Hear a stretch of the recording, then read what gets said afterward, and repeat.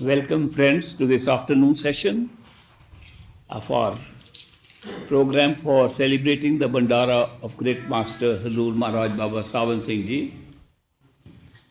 In the morning session, I mentioned to you how the word, sound, shabd, naad has been used.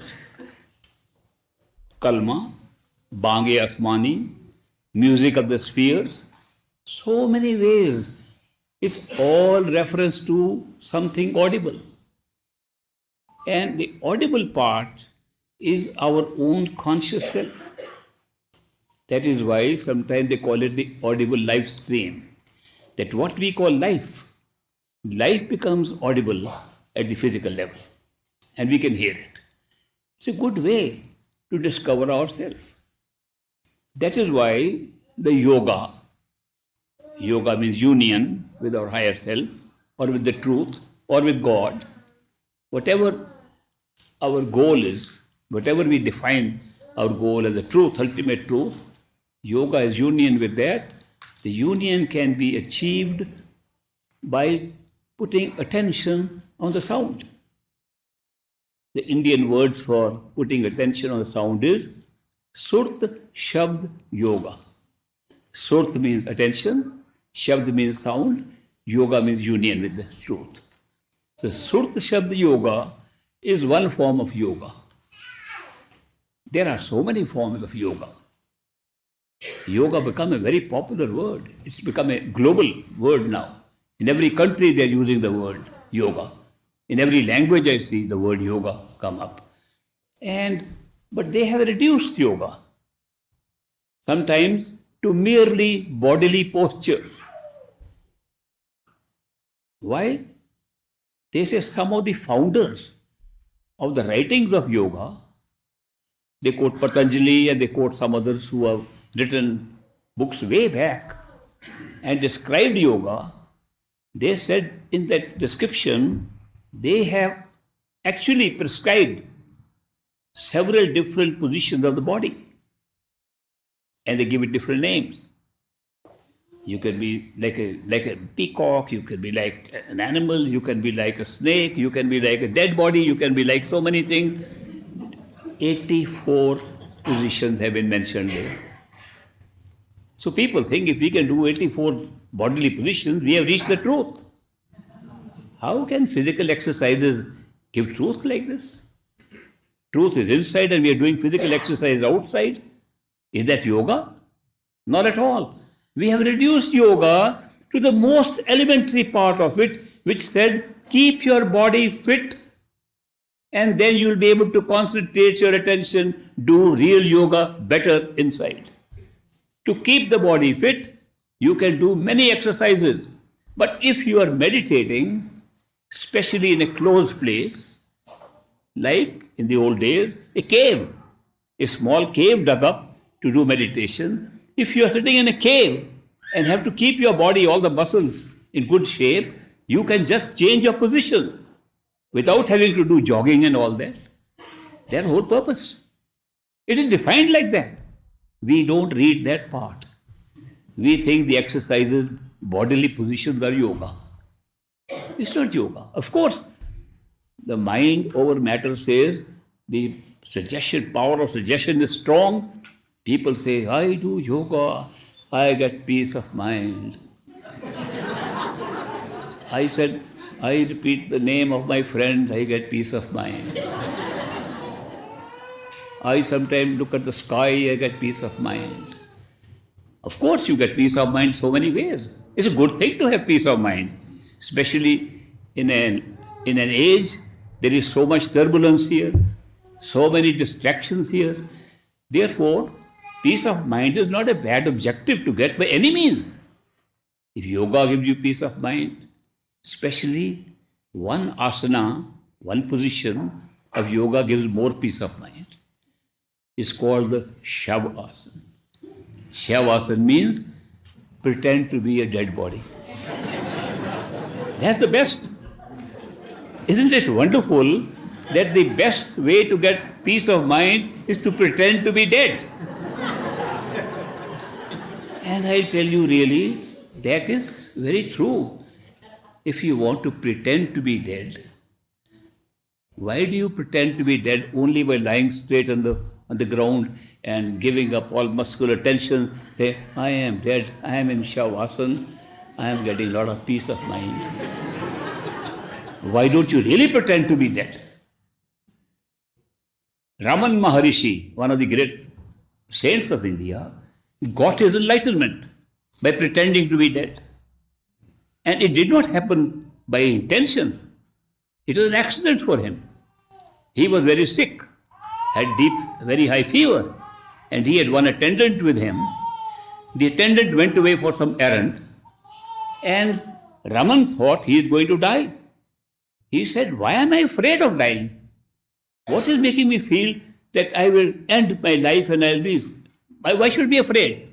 So he pretended to be dead. He pretended to be dead, even held up his breath. And he said, if I am dead like this, I am not moving at all, then who is speaking in me? That's the beginning of his enlightenment. To pretend to be dead. I tell you, if you truly want to pretend to be dead, you can get enlightened just by that. But not lying shavasana and say, I am pretending to be dead. Pretend to be dead where you have the same experience that people have when they physically die. I have seen many people physically die. At my age, my own friends and colleagues have gone. I have gone to hospices to see them dying. I have seen to hospitals and seen them dying. They have invited me to come and see before they go away. And I have seen them dying. When they die, physically, they first die in their feet and hands. They are still talking to me. They don't know where their feet and hands have gone. They tell the nurse, please, will you move my feet to the left side? It's already on the left side. They become unaware of their feet. Then they become unaware of their legs and their arms. Then they become unaware of the bottom of the torso. Feel like floating. They are not floating, they lost the sensation of the bottom. Then when they reach the heart, they're dying slowly, the torso upwards, they can't speak. The eyes are moving, they're trying to communicate, the words don't come out. When the eyes stop moving, the brain is dead, the head is dead, they're dead. It's a process. Life is not withdrawn just like that. Sometimes this process can be quick, sometimes slow. But the process of dying is very simple, to withdraw life from the body upwards to the head, and when you leave the head, you're dead. Can we pretend like that? Yes, we can. To pretend this kind of death, we don't use any other method except to withdraw our attention to the head. When we withdraw attention to the head, we are withdrawing attention first from outside things and then from the body, and you will notice that the withdrawal of attention from the body starts from the feet and the hands. You don't know where they have gone, where you are sitting. Then you don't know where your legs and arms have gone. Then you don't know where your body has gone. Then you don't know where you have gone. And you are alive. The imaginative self, which is performing this exercise, trying to put attention on itself inside, is alive. Body is not in our awareness anymore. That is called dying while living, and it's a great way to go into enlightenment. It has been mentioned in many religions that if you can die before dying, it's mentioned in these Arabic scriptures, it's mentioned in the Gospel. And Paul says, I die daily. It's been mentioned several times in the Guru Granth Sahib of the Sikh scriptures. It's been mentioned in the Vedas very much. It's mentioned in so many religious scriptures. And therefore, dying while living is a good way. Shavasana is not enough. So if you want to practice dying while living, you are really performing Surt Shabd Yoga, putting your attention on the sound of your own self that withdraws your attention from the body and makes you reveal to yourself who you are other than the body. Level 1. Withdraw your attention from the inner world. Level 2. You go to third level, you can't withdraw anymore. And here comes the secret I promised to tell you. The secret of going beyond your effort. Because there is no way anybody can make an effort except with the mind. The ego, which is the face of the mind, it comes with thought. If you cannot think and put an I into your thoughts, there is no ego. Everything we do in this world, using our thoughts, is being presented to the world, presented to yourself, presented in experience through an I, ego. I am going to do meditation. I am going to find the truth. I know how to do it. Now, somebody told me surrender. I am going to surrender. They say it is effortless. I am going to try effortless now. One friend of mine actually wrote a letter to me. He said, I have discovered the true spiritual path does not come by effort because effort confines you to the mind. Therefore, the true spiritual practice is effortless. And the last line was, I am now going to try very hard the effortless way. So you can imagine the contradictions. So simple they can make in our mind. I does not go away. Ego does not go away. Then there are teachers who say, ego is your problem. Kill your ego. Well, there's many ways to kill the ego. And I have seen people practicing. So supposing a person's name is Charlie. He normally says, I want a glass of water. He will say, Charlie wants a glass of water. Ego is gone. People do that. They think replacing the word I with another word takes the ego away. Ego is not a word. Ego is the assertion of our individuated mind that we are separate. It's a separation that makes us egoistic. It's the feeling, I am separate from everything. I am separate from others. I am separate from things. Therefore, I am alone by myself dealing with other things, other people. Therefore, I can do this, I can do that. It's to individualize your mind to one I. And we think that's the face of the self.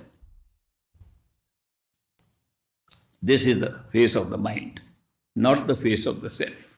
The self hides behind it. Self has no face. Self is what creates the mind. Self is what creates everything. Self is the word. Self is that power. Therefore, the I-ness that comes here cannot take us beyond the mental level, which is causal level, which is stage 3, physical, sensory or astral, mental or causal.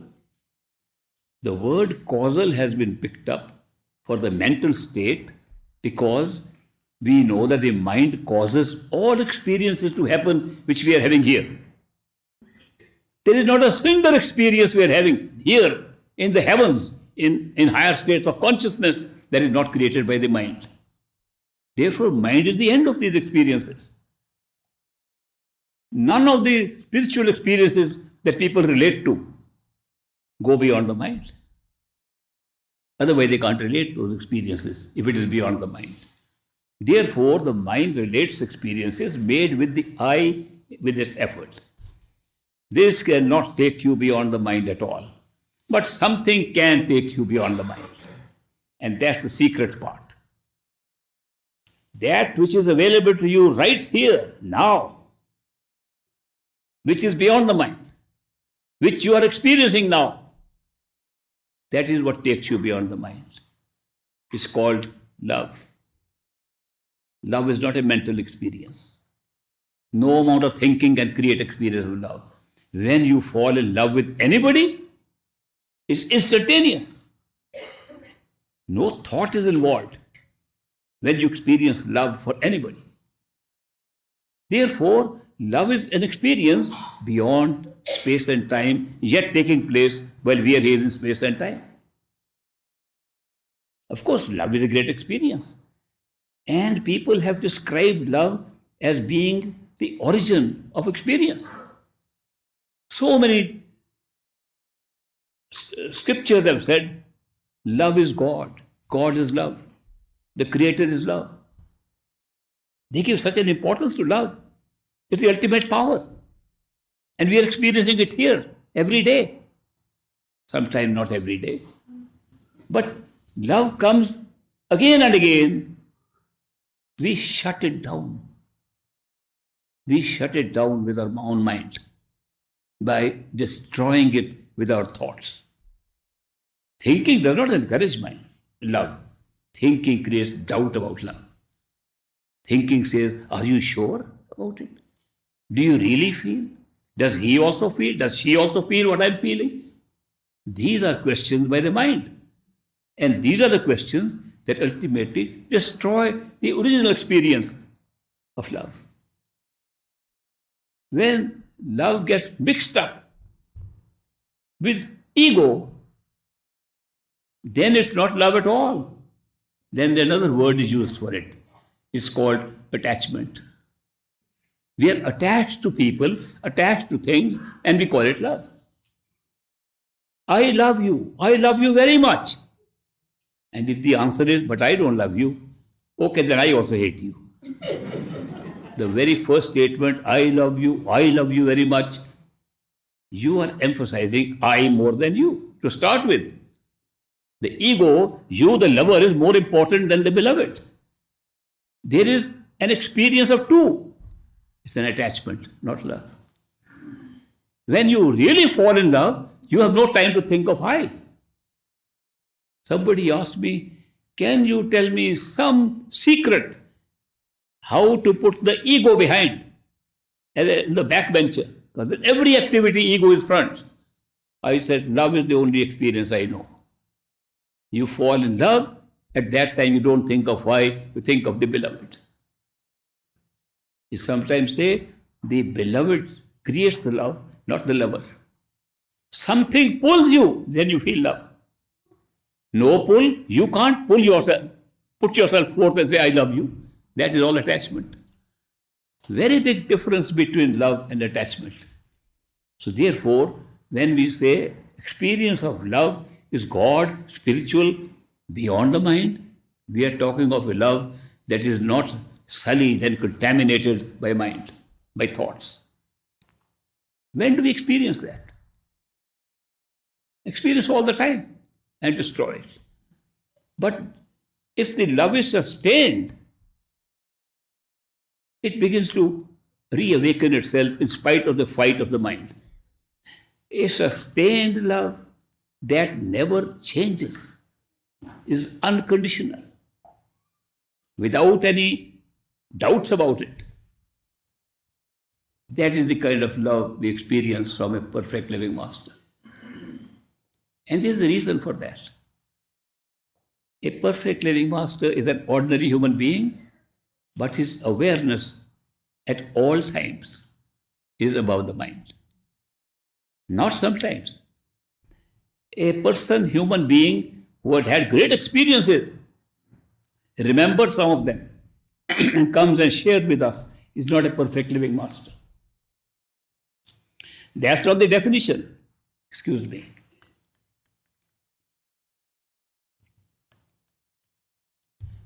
A perfect living master is aware of all states of consciousness, including the state beyond the mind, at all times, 24/7.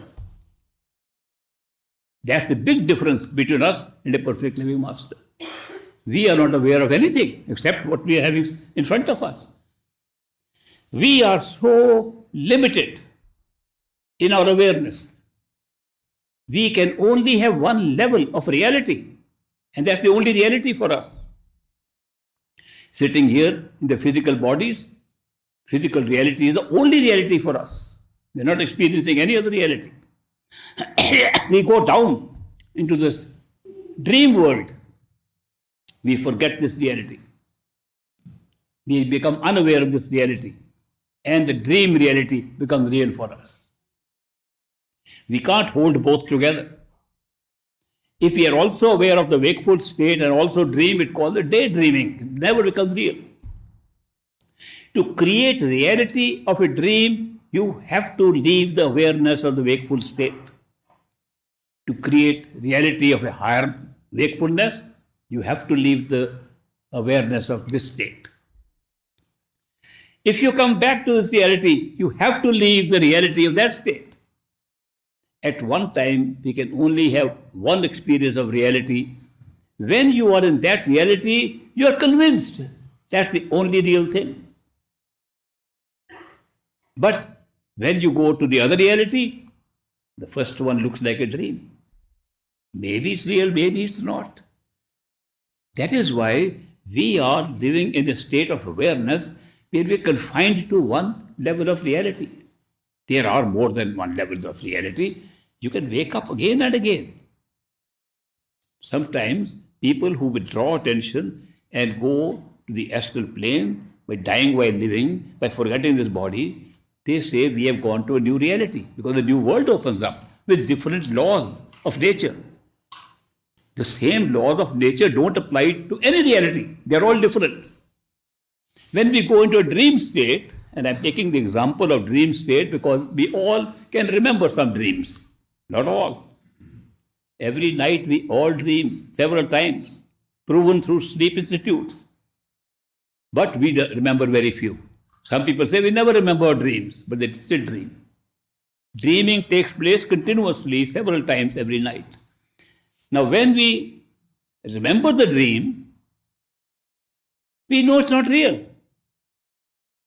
But the sense perceptions that give us the experience of the dream are the same sense perceptions that give us the experience of the wakeful state. Reality is created in many strange ways. One way is what I'm explaining. If you shut off all other realities, keep only one, it's the only reality, then we call it real. How do we check reality? I want to check, is this glass of water real or not? It is real, I can touch it. I can see it. I tasted very good taste. Good water. It's real. Otherwise, how could I touch it? How could I see it? I am verifying the reality of a sense perception of seeing by touching it, tasting it, using other sense perceptions. Do you know, if you were to go to sleep and have a dream, supposing I'm talking to you in a dream and I see the glass there and I'm saying the same thing, is it real or not?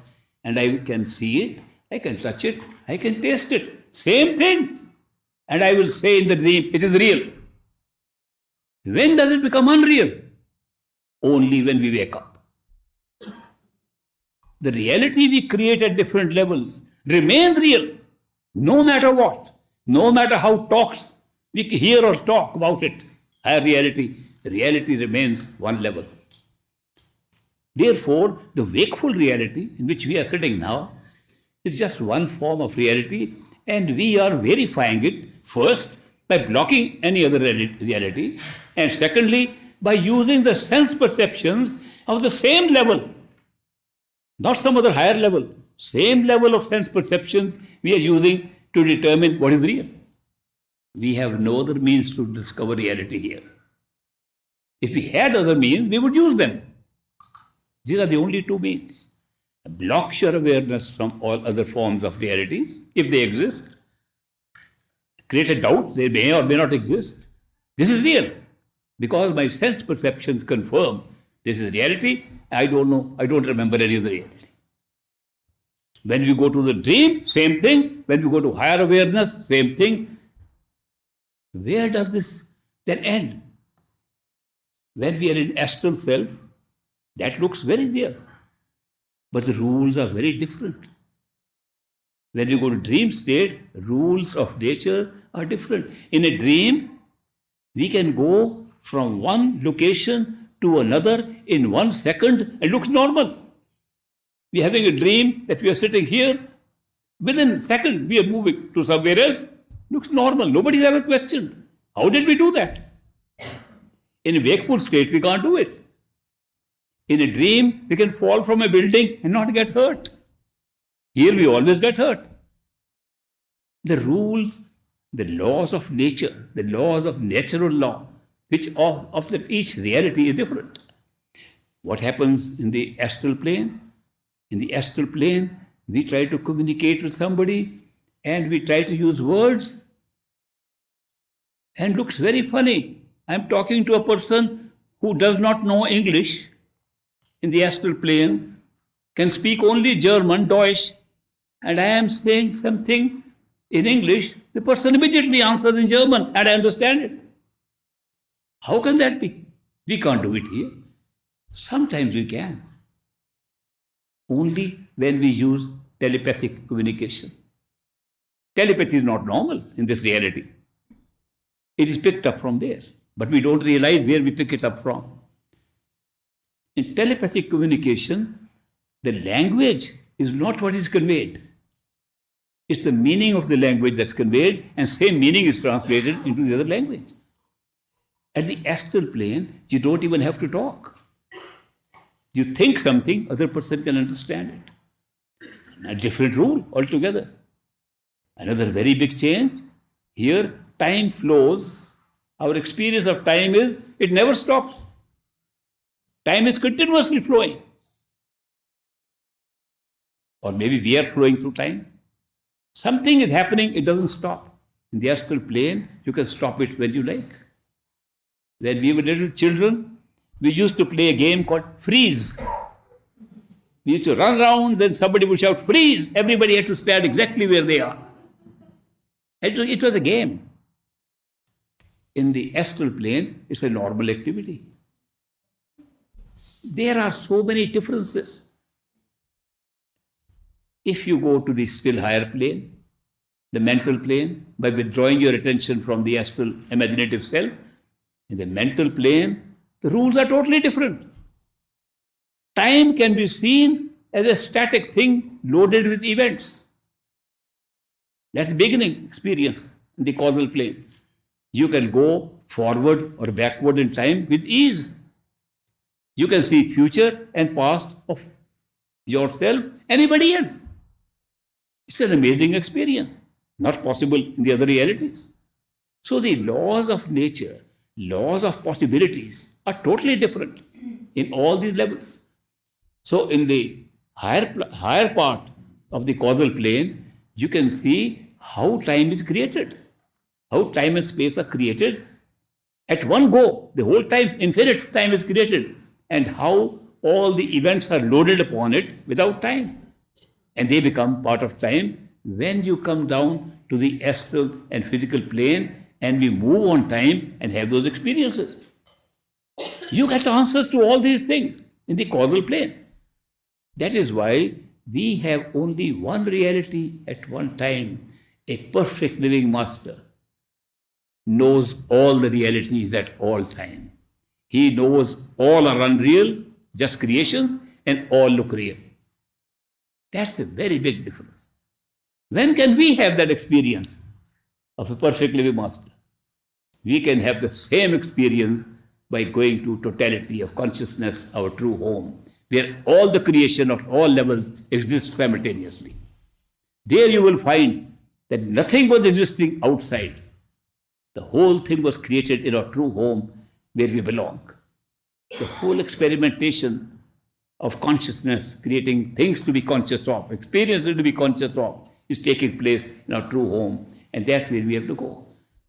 Therefore, the reality, a relative reality, ends there, and we discover what is reality? The self is the reality. The conscious self, the source of all experiences, is the reality. The source, not the experience. The source never changes, experience changes. The source is called the self, the ultimate self. The source is called God. The source is called Allah. The source is called Ishwar, Parameshwar. The source is called by all names given to the Almighty Creator. that source can be discovered. This method of discovering the truth, I learnt entirely from great master Baba Saban Singh Ji, and anybody can follow it. It is very simple method. We have made it very difficult because of our attachments and desires. When we have an experience of reality, we get really attached. We say this is a real experience, a real people, real things, real objects. I love my car, I love my family, I love my friends, I love so and so. I am attached to everything and I don't want to leave anything. Therefore, over time that is spread out, these attachments bring us over and over again to the same experiences. Attachments is the source of reincarnation. No attachment, you don't have to come back. You can go to any level you like. Attachment to any level brings you back to that level. And therefore, we have the attachments created which keep us here. Otherwise, we can withdraw attention. When we try to withdraw attention, something does not let us do that. Our own mind and the attachments it has created. It may surprise you to know the soul has no attachment. The soul has no desire to stay on in any experience except the totality. The soul is a seeker of the truth.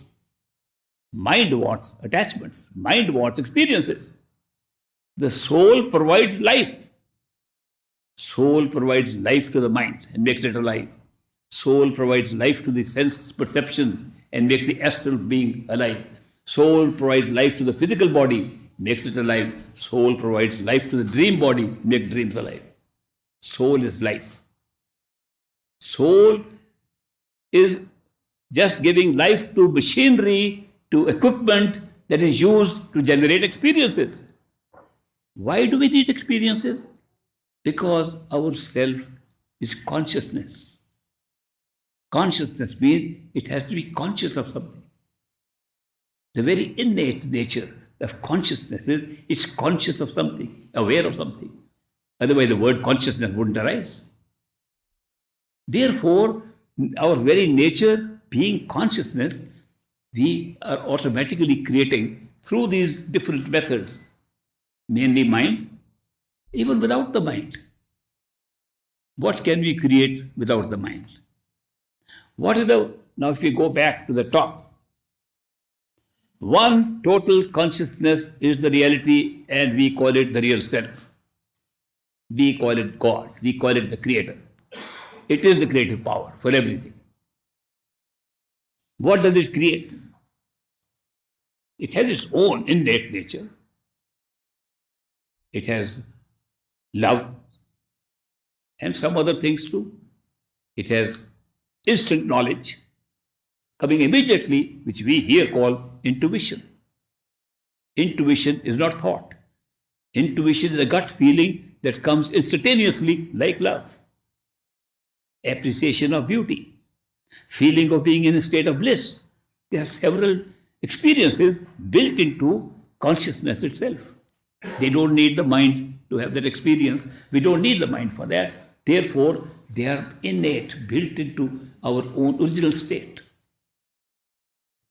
When we have the experience of a gut feeling, innate, it's coming from the soul, from the source. When we have a feeling of love, it's coming from there. When we appreciate beauty instantly, I look at this flower, beautiful. Now supposing you say, is it really beautiful? Is it red because of this, because of that? I lose the beauty. There are some things that are happening with us without time. They are intuitive, love, beauty, appreciation of beauty. These are coming directly from the soul. All other things like thoughts, analysis, understandings, they come from the mind. Mind works only in time and space. Intuition and soul works without time. That's a big distinction. And we have both kind of experiences right here, and at the astral plane and the causal plane. At the causal plane, mental experience is finished. And beyond that, spiritual experiences remain. Love still remains. Therefore, the secret of going beyond the mind is not effort, but being pulled by love. Whose love do you need to pull yourself up? If you want to pull your own self up to your own self, you need the love of your own self. Not somebody else's love pulls you away. You need the love of your own self to pull you up. How do you experience the love of your own self sitting here in this reality where the mind has taken control over our soul and everything is being done on the advice of the thinking mind? You can't do it. Therefore, when the soul decided to have an experience of this reality, did it not make any arrangement how the soul can pull itself up through love when needed? Was there no intelligence in that consciousness to understand you could get trapped in a creation that you created and you think that's the reality and keep on moving in that reality forever by attachments? No, it was super intelligent. Our consciousness, our soul was super intelligent. It made a great arrangement. It made an arrangement that when I am tired of the experience I'm generating, I should have a means to get back, and I'll provide those means from within. And the first step was, I will make sure that what is generated outside is generated from within. Then, in what is generated from within, I'll put my own self in the form of another being, because we are separating. I'll make it a separate soul. Some people have asked me, if in totality we were so happy, what was the need of separation? Before the mind. And I explained to them. In a true home, again I have to give physical examples. In a true home, there is one totality called love. Not lover, not beloved. Within that one totality, which is one love, we create the many. Within that, lovers and beloveds are born without going anywhere.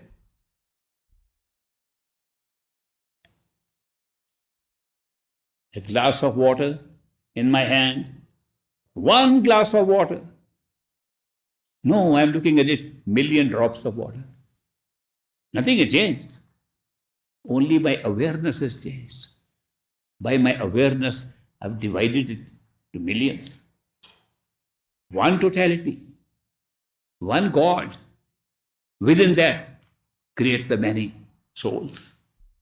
So love, which was nature of the Creator, becomes an experience of the Creator in the form of souls. It's a very big, great experiment done to make something that is in nature into an experience at the very highest level.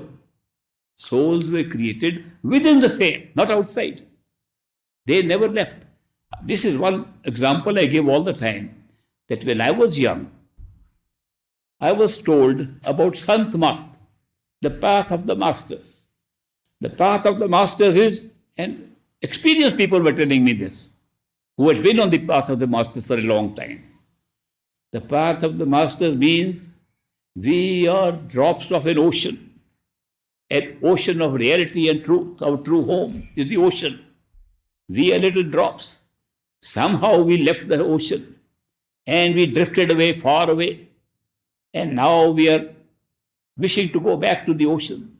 We are struggling hard through our karma, through our life, through our struggles, through our meditation. We are struggling very hard for the ocean, drop of the ocean to go back and go ultimately merge in the ocean.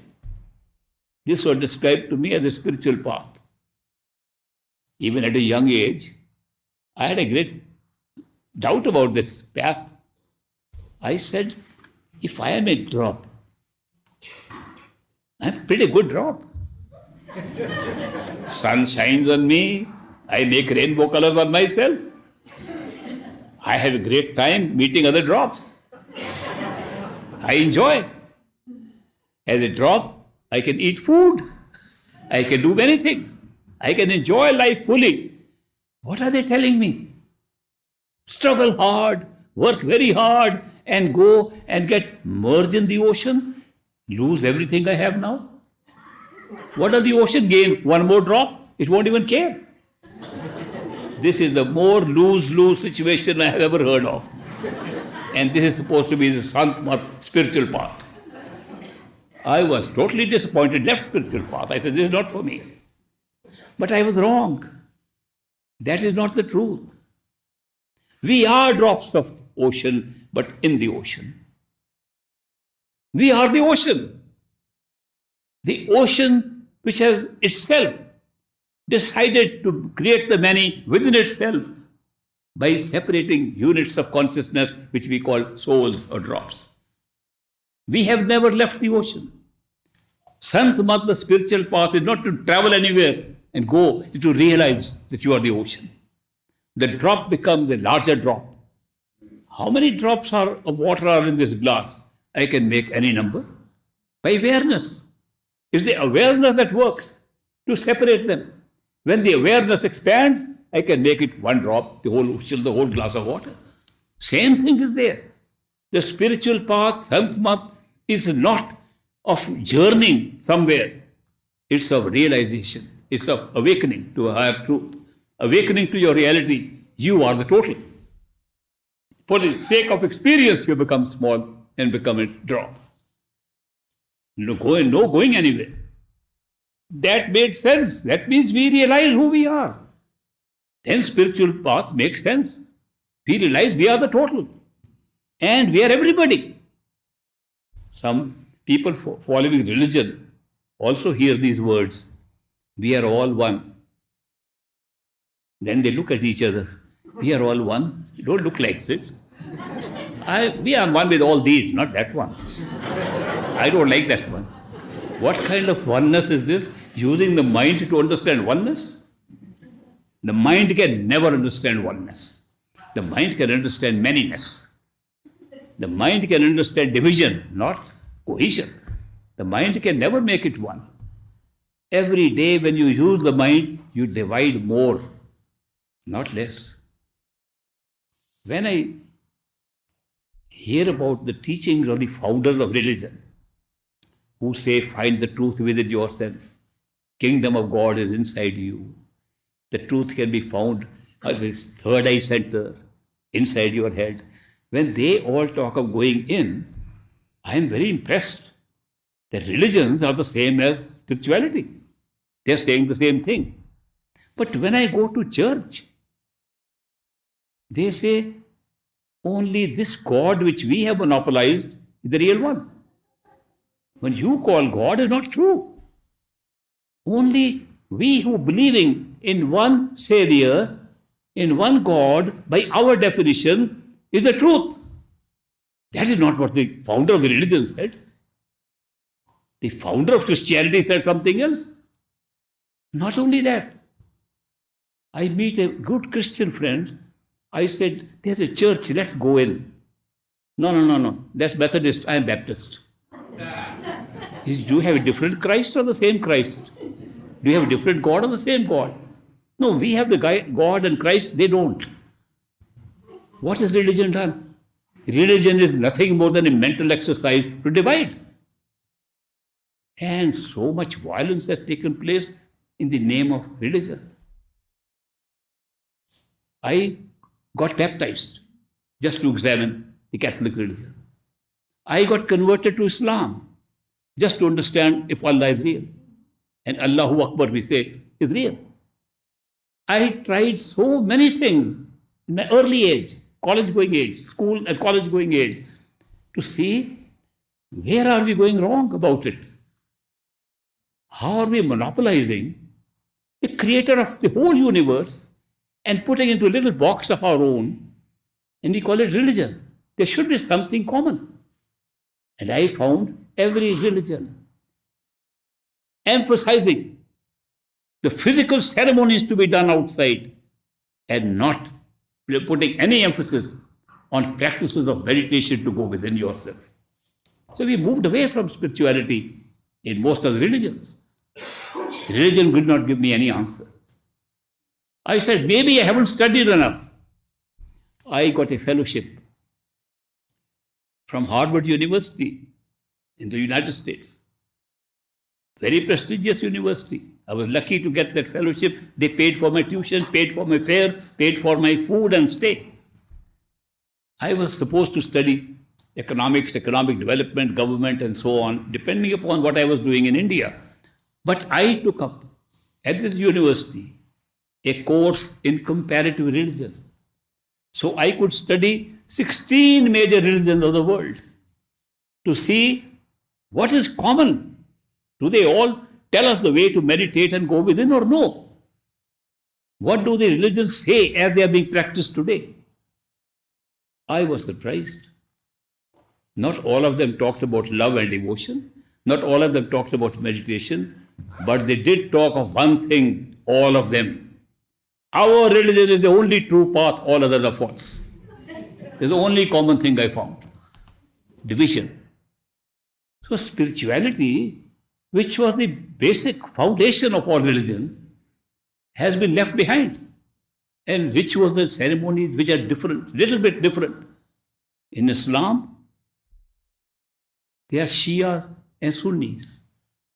They both say Allahu Akbar and kill each other every year.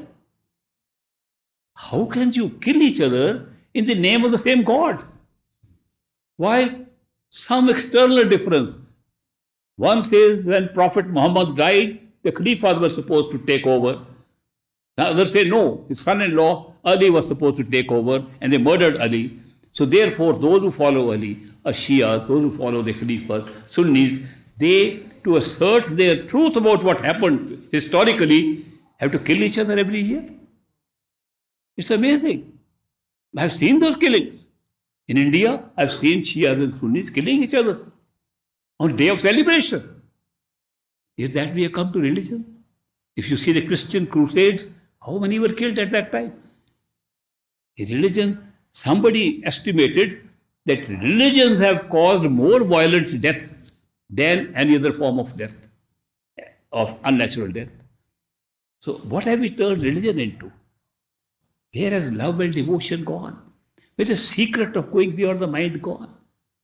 Now, when I said we made a very good arrangement with our superintelligence, the arrangement made was, since the whole experience is projected from within, in the experience, when we are ready to go back home, when we are ready to end this experience, we will generate an experience of another human being like ourselves.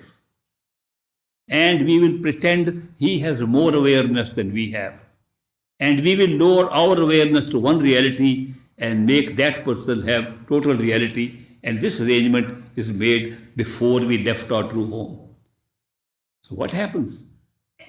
When we come to this physical experience, ready to go back home, that arrangement we made comes into play.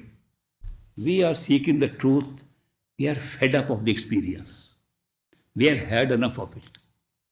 If we don't say that, then the arrangement doesn't come into play. Supposing we say, I am having a good time, I love this life, he'll come again and again. But the moment you say, I have had enough, this is not my place, I don't feel I belong here. When those feelings come, I don't belong here, I don't fit in here, and I want to seek the truth. Where am I? Who am I? Where do I belong? When those kind of seekings come in our head, a perfect living master appears in our life. Just appears. Arrangement made by us. But why should he appear outside? Why doesn't he appear inside? Because inside the mind looks and searches for things. Search does not give you something that is beyond the known. Seeking does. See, you seek inside, nothing happens, so something happens outside. There are so many teachers, gurus, religious priests. They are all telling you, come to our outside place, come to church, come to temple, come to mosque, do this, do that. All outside rituals. Perfect Living Master says, go within your own self. Obviously, how is he concerned? What is his interest in telling us, go within your own self? We say, why should we go within ourselves? You have come in outside, we feel your love for us. We want to spend time with you. We want to spend time with you. There is some pull coming from you, and we know that your love is very pure, it's unconditional, we have seen it. Why are you telling us to go in the opposite direction within our own self? What is his answer? He says, what you are seeing is not me. I am inside you. Go in and see. When we follow that simple tip, we go inside and see a real master was always inside us, not outside. We did not know how to look inside, and he appeared outside just to tell us how to look inside. When we look inside, what does he say? He says, let's fly more further inside. He doesn't say, let's go outside and find some more. Further inside. When we go further inside to the next plane, he's still there. He says he was always there because we made the arrangement. Then what happens? We fall so much immensely in love with that being, starting from the person outside, now inside. We can't explain that love that we have for that person. And then he says, now you can't do anything, I'll do it. What will you do? He says, I'll pull you with the very love. I'll fly to the true home, and you will have to be tagged on to me just by your love. So with the love, he pulls us through to our true home. That is the secret. When we reach true home, what do we find? He was our own self. Our own self pulled us. But we have no idea of our own self. No idea at all right now. We think the body is ourselves. Maybe some astral form of ourselves. So maybe there's a soul traveling around here or there. None of this is ourself. Ourself is the totality of consciousness. And there we discover that what appeared as a perfect living master in a human form was no other than our own self, discovered at the highest level. It's an amazing experience. We call it a journey. We call it a spiritual journey simply because at each of the three levels of creation, we can actually travel in space and time. Therefore, we can fly higher, we can find new skies there. Of course, the skies are also different. So the skies being different, they're given different names to the regions. The descriptions of events there are different, experiences are different. Therefore, we call it a journey because going within, we can start flying in the inner sky. That helps because inner sky is very vast. So is this one outside. But there's a difference, little difference.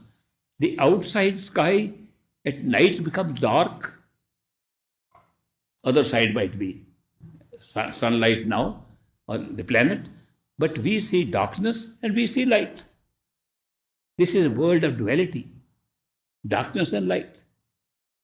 It's a world of pain and pleasure, world of pairs of opposites. Everything here is in pairs of opposites.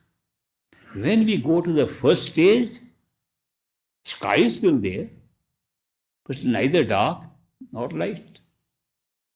It's somewhat between the two, remain the same.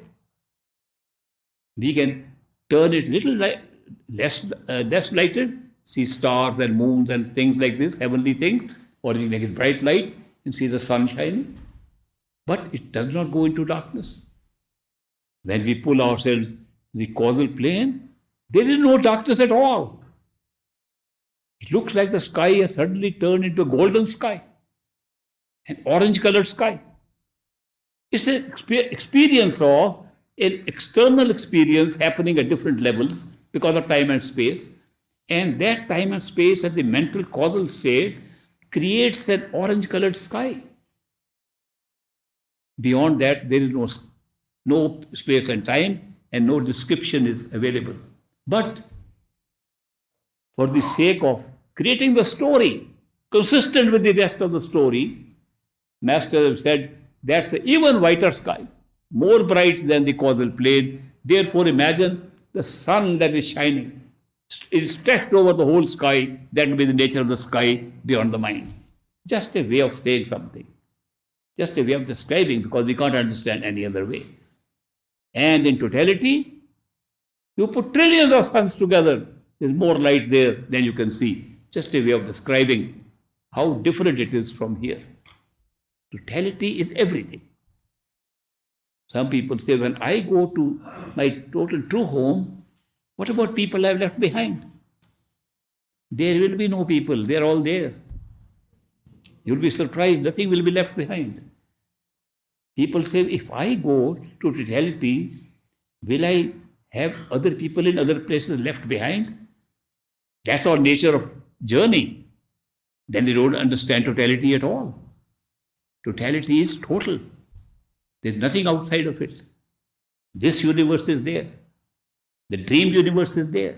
Higher universes are there. Everything is there. Therefore, when a human being appears with an awareness of all levels in totality, he is at all levels of experiences at the same time. Very different from us. We are confined to one level. He is aware of totality. Therefore, when he says we are all one, he's talking of another level. Not this level. When we try to imagine we are one with the mind, it doesn't work. But when he says, he's telling the truth. Because we are all part of the same source. So that is why this is the real spiritual path. To discover the true self. To discover who we really are. That's what we are. We are totality of consciousness. We are all really one. The whole creation is one. Not only we are one. Everything, this flower, this glass, this table, this physics, these are universes. They're all part of one. That's what totality is. That's what a reality is. That's what we call our true home. Sachkhand, that home of truth, lies there. And imagine what takes us there? Our own seeking. Nobody else. Nobody else can take us. Our own seeking within our own self. When we seek within our own self, Master appears outside. We seek inside, Master appears outside. When we are ready, he comes forward and says, let's go, we are ready. When a Master says, let's go, we are ready to go home, we say, we are waiting for this. That's what we are seeking, to go to our true home. And he says, go within yourself. That's the route from the physical plane. The Master is present when we see him outside in a physical form. He is present all the time when we see him in the inside form. He is completely with us at all other forms. Ultimately, he and the Master and our soul are the same. That's the spiritual path. Imagine I am sharing something with you which I have experienced from the presence of this gentleman with a white beard, Hazur Maharaj Baba Sawan Singh Ji. So when I invite you, come and join with me in this celebration of Bhandara, I am celebrating the appearance of this man in my life.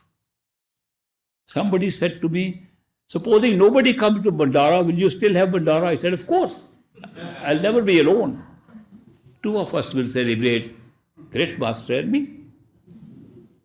Because if you practice meditation, after being accepted by a perfect living Master, like Great Master, and do reasonable meditation, not all the way down, just little bit, enough to think of him all the time inside, he will manifest inside, because when he accepts us, he places himself inside us.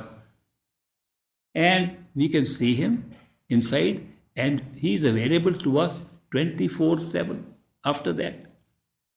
So you never leave, he never leaves. Since we don't do enough meditation, we want to find the truth as taught by religion, go to places and find out, go and listen to more discourses, listen to more lectures, read more books, maybe you'll find it.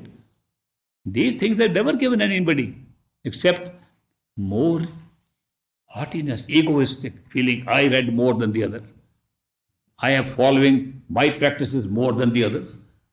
It's just a growth of more powerful ego. Therefore, the real thing that happens is only when you begin to go inside and discover the master inside. Master we see in a physical body. I saw the master, he was old. And he told me, he said, if you want to see the inner master, do it early in your meditation. Don't postpone. Because I was very young. So he gave me a little hint, do it quickly. Once you see him inside, then don't bother, the rest of the journey is done by the master. Your job ends when you go inside and meet the master. Then say, Master, I've come. Now you take me home. And he takes you home. This tip he gave to me, but still, I was busy with so many other things. In fact, after initiation, I was still searching other forms of yoga. I was still searching other things. On 2nd of April, 1948, physically he died, left his body. I said, have I lost my master? I used to go and see him. I used to visit the Dera in Beas on the river bank and see him. Now I can't even see him. And he appeared right in front, outside. He said, I am inside you all the time. Why don't you make friends with me inside? If you make friends with me inside and are with me inside, I'll be with you inside and outside all the time. He has kept his word. Very big thing. That's perfect living masters. When they accept somebody, which they call initiation, they say he's granted initiation. It's just a word. Because initiation has also been misused in so many ways. The real thing is they become a friend of ours to go together on this beautiful journey to discovery of our own self. When they do that, they manifest themselves inside us. Once you go inside and reveal them and hold on to that experience inside, they appear inside and outside all the time. Therefore, when I come to an occasion like this Bhandara, we are celebrating Bhandara.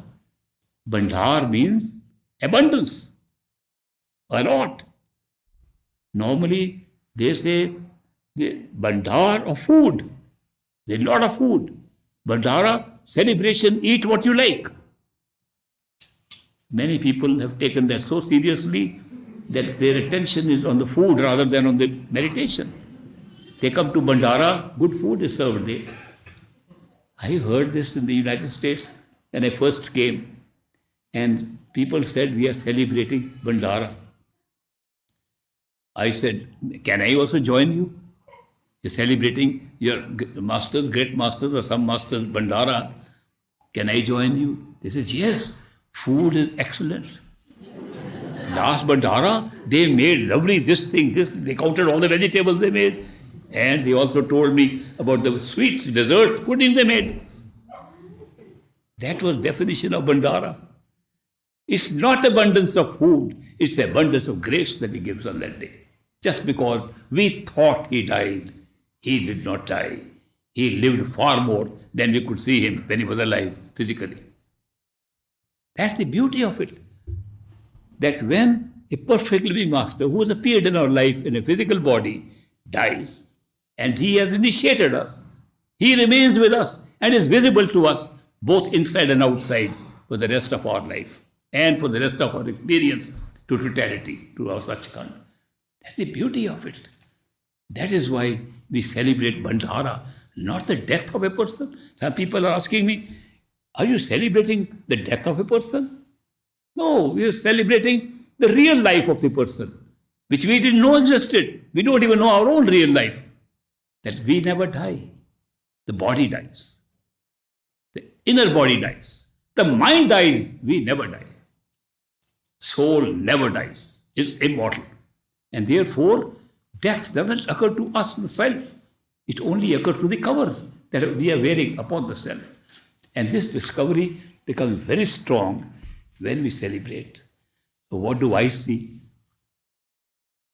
Another secret. The secret is that I see the great master blessing those who are present here when we celebrate his Bhandara. And I see him blessing everybody who's present. It's a very big experience for me to see my master, who has blessed me all my life, blessing so many of my friends. Why? Because they are seekers of the same thing I was seeking. We are co-travelers. We are traveling to the same destination, our true home. And when I see the Master giving that kind of blessing, it blesses me more than I can ever imagine. That is why I give great importance to this day. And we have been celebrating, I've been celebrating the 2nd of April every year as the day of Bhandara, where I see the maximum grace being distributed. And I tell my friends, good time, fill up your bags. This comes rarely. Some things in this physical world, even in spiritual elements, come rarely. We are told of a story of a king who was a follower of a mystic. The mystic was a cobbler, shoemaker, and shoe repairer. He would repair the shoes. And his little hut where he repaired the shoes was just outside the palace of the king. The king became his disciple because he said, everybody told him, he's a perfect living master. He can help you. The king was a seeker of the truth. The cobbler worked hard. The king said, Master, why are you doing this work of mending shoes of people? Come and stay in my palace. You are a master. You should be more comfortable than this. You don't need to do all this work that you're doing. And the cobbler master said, no, I have come with my destiny. I have brought a life pattern which I lived through. You got your pattern. This is connected with our own past lives. I am supposed to be a cobbler. And I enjoy being a cobbler because it's fitting in with my own past lives. You are a king. You're fitting in with your past life. Our lives in the physical plane are based upon a karmic pattern of past lives.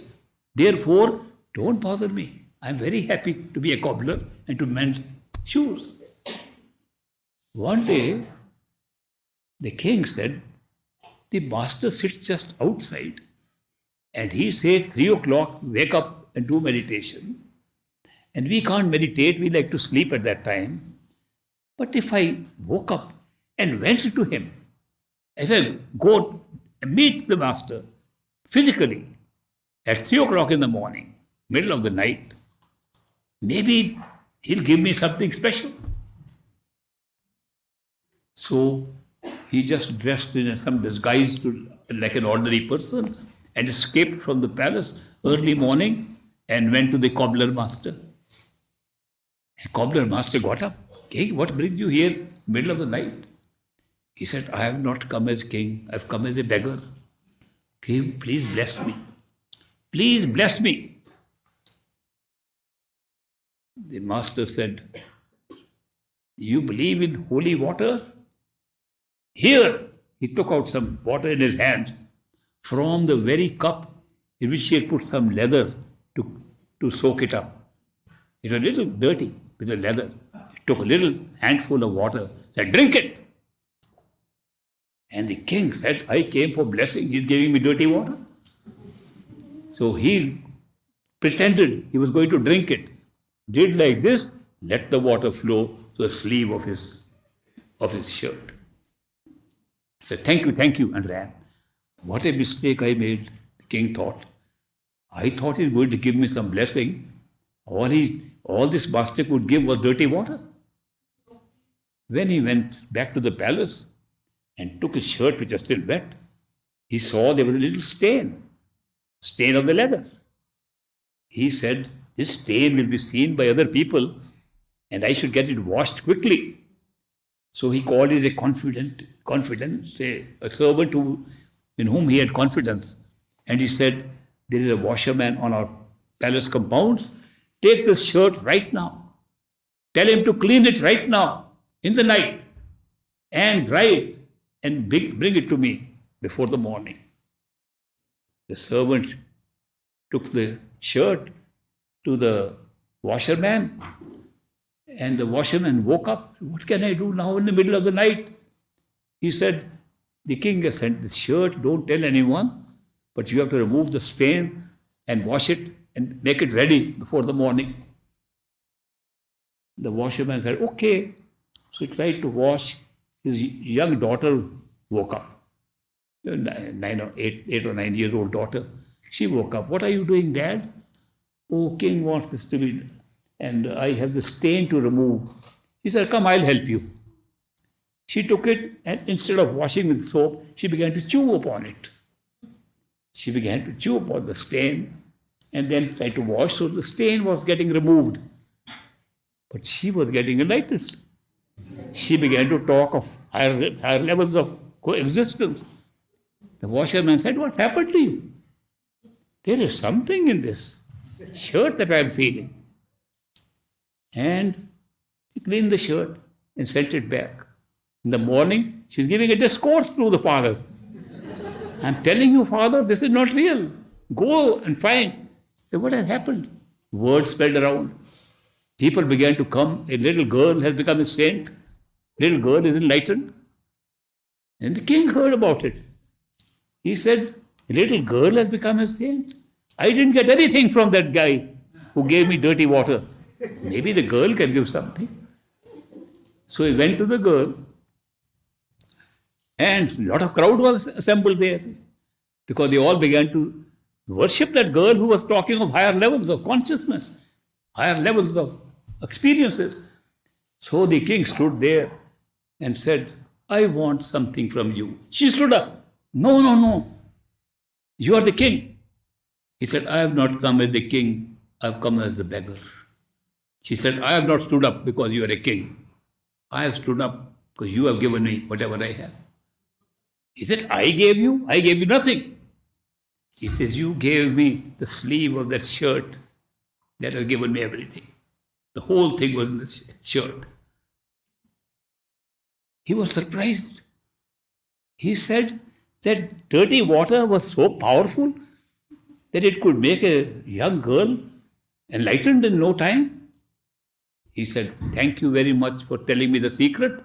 And he ran to the cobbler master and said, Master, give me some more dirty water. He said, sorry, king. These are very rare moments that come. This is not the normal rule.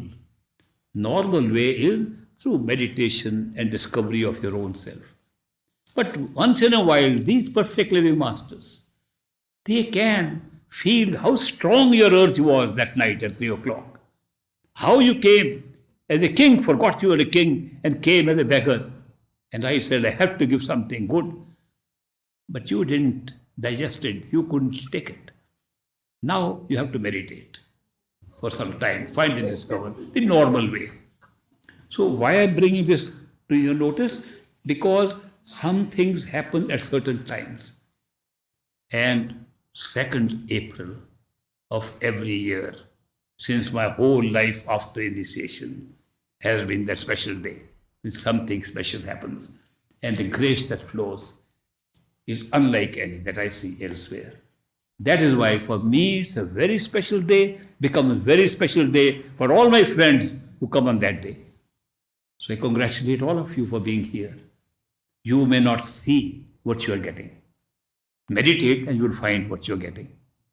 Go inside and check it out. All the teaching that I share, great master teaching, I am sharing because it works. I'm not sharing because he just told me share this, what I'm saying, a philosophy. Only that part I'm sharing which works. Therefore, it's something that you will be able to get and experience it. You will see what happens. It's only few days left for 2nd of April. And 2nd of April, I'll tell you more about this great master, the greatest master that I ever met. Thank you very much for spending time with me today. And there are some people who are not going to stay on for the Bhandara for 2nd April for some reasons. And some have to go immediately after this talk. If they want to have a few minutes with me for personal time, I'll be very happy to see them today or tomorrow. But those who are going to stay on, the time fixed for personal meetings, some personal times where you can ask questions, check your own progress, or whatever you want to share with me can be done after we finish on the 2nd of April. We use one day, 3rd of April, for distribution of prasad blessed by great master. I'll have his blessings, which I will watch and see, the blessings, then distribute it to you. And then on 4th and 5th of April, we'll have personal meetings for those who can stay until then. I hope I'll be able to accommodate most of you. Of course, preference would be given to those who have never met me before. And the second line of preference will be those who have come from very far off distances. And third, all the rest. I try to accommodate all the rest also. So thank you very much for your patience in listening to me. And I'll see you. Tomorrow. When do I see them? Tomorrow. What time then? 11. Tomorrow at 11? Yes. Tomorrow at 11 o'clock we meet again. Very happy.